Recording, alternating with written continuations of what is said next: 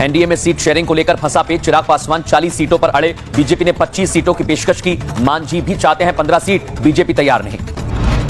महागठबंधन में seat sharing के साथ सीएम कैंडिडेट को लेकर खींचतान। आरजेडी चाहती है तेजस्वी हो सीएम उम्मीदवार। कांग्रेस ने साधी चुप्पी, मुकेश सैनी की नजर डिप्टी सीएम की कुर्सी पर। टिकट बंटने से पहले ही आरजेडी में संग्राम। पटना में लालू यादव के घर के बाहर हंगामा। आरजेडी विधायक रेखा पासवान टिकट काटने की मांग, भ्रष्टाचार का लगा आरोप।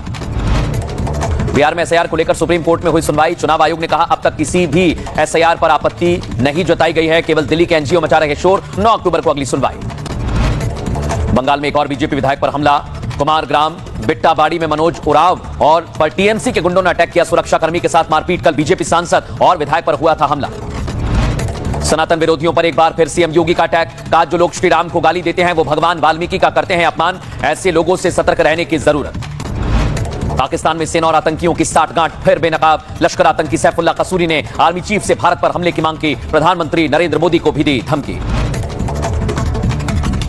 पाकिस्तान में बलूच लिबरेशन आर्मी ने एक बार फिर जाफर एक्सप्रेस को बनाया निशाना। सुल्तानकोट के पास किया विस्फोट। 5 डिब्बे पटरी से उतरे। हमले में कई लोग घायल। संयुक्त राष्ट्र में भारत ने पाकिस्तान को फिर धोया। कहा पाकिस्तान ऐसा मुल्क जो अपने नागरिकों पर करता है बमबारी। यूएन में महिला शांति और सुरक्षा पर हो रही थी बहस।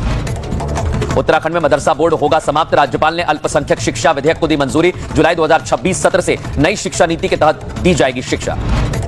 हरियाणा पुलिस के डीजीपी रैंक के अधिकारी वाई पूरन कुमार ने आत्महत्या की। चंडीगढ़ के सेक्टर 11 में अपने घर पर खुद को मारी गोली। मामले की जांच जारी।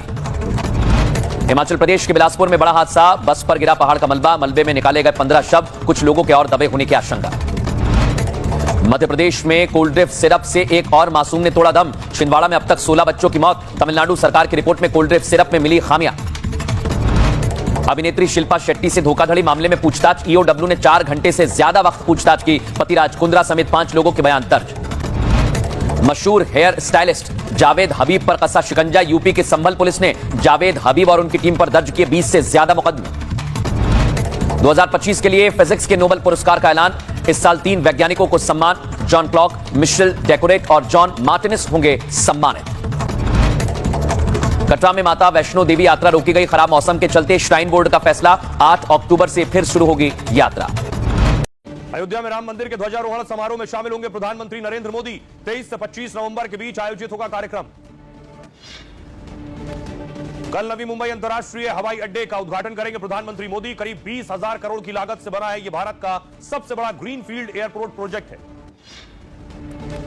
बिहार में एनडीए से चुनाव मैदान में उतर सकते हैं सितारे। गिरिराज सिंह से भोजपुरी अभिनेत्री अक्षरा सिंह ने मुलाकात की है। कल गायिका मैथिली ठाकुर बीजेपी नेताओं से मिली थी। भोजपुरी स्टार पवन सिंह का पत्नी ज्योति सिंह का पलटवार। रोते हुए वीडियो पर कहा चुनाव लड़ने की जिद कर रही है, ये मेरे हाथ में नहीं है। ज्योति सिंह ने कहा पूरी जिंदगी पत्नी मान लो तो नहीं लड़ूंगी चुनाव।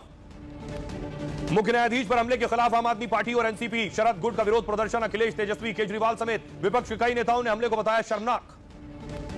सीजेआई पर जूता फेंकने वाला आरोपी वकील निलंबित। अब नहीं कर पाएगा वकालत। बोला न पछतावा न माफी मांगूंगा। चीफ जस्टिस की मां ने कहा ऐसी घटनाओं से देश में अराजकता फैल सकती है। कल बंगाल में भीड़ के हमले से घायल बीजेपी सांसद से मिली सीएम ममता बनर्जी। खगेन मुर्मू का अस्पताल में हालचाल जाना है। बाढ़ प्रभावित इलाके में हुआ था हमला। दिवाली पर ग्रीन पटाखों पर लगी रोक हटाने के लिए सुप्रीम कोर्ट जाएगी दिल्ली सरकार। सीएम ने कहा अदालत से मांग करेंगे। मंत्री सिरसा बोले ईद पर कुर्बानी से भी तो होता है प्रदूषण।